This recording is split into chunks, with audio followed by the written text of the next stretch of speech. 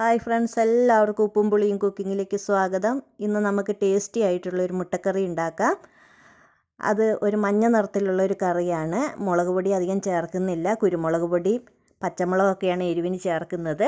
അപ്പത്തിനും ചപ്പാത്തിക്കും ചോറിനൊക്കെ പറ്റിയ കറിയാണ്. ഞാനിവിടെ മുട്ട വേവിച്ചെടുത്തിട്ടുണ്ട്. അതിൻ്റെ തൊലി കളഞ്ഞ് അത് വരഞ്ഞെടുക്കുക. അപ്പോൾ അതിലേക്ക് മസാലയൊക്കെ നന്നായിട്ട് പിടിക്കും. അതിനു വേണ്ടി ഒരു സവോള, 2-3 ചുവന്നുള്ളി, 2-3 പച്ചമുളക്, ഇഞ്ചി, കുരുമുളക്, വെളുത്തുള്ളി, ഇത്രയും സാധനങ്ങൾ എടുത്തിട്ടുണ്ട്. ഒരു ചീനച്ചട്ടിയിലേക്ക് 2-3 ടേബിൾ സ്പൂൺ വെളിച്ചെണ്ണ ഒഴിക്കാം. ഈ അരിഞ്ഞ സവോളയും പച്ചമുളകും കറിവേപ്പിലയൊക്കെ ഇട്ട് നന്നായിട്ടൊന്ന് വഴറ്റാം. അത് നന്നായി ചുമന്ന് വരുന്നത് വരെ ഒന്ന് വഴറ്റി കൊടുക്കാം.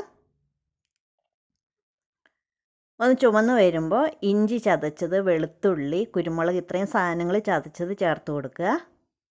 അത് നന്നായിട്ടൊന്ന് എണ്ണയിലിട്ട് വഴറ്റാം. ഒന്ന് ചെറുതായിട്ട് ചുമന്ന് വരുമ്പോൾ പൊടികൾ ചേർത്ത് കൊടുക്കാം. അതിലേക്ക് 1/4 ടീസ്പൂൺ മഞ്ഞൾപ്പൊടി ചേർക്കാം.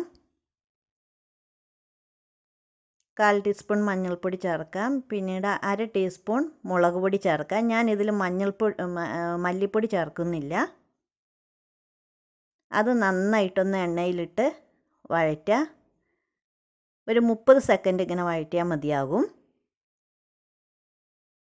അതിനുശേഷം ഞാൻ 1 കപ്പ് തേങ്ങ അരച്ചത് ചേർത്ത് കൊടുക്കുന്നുണ്ട്.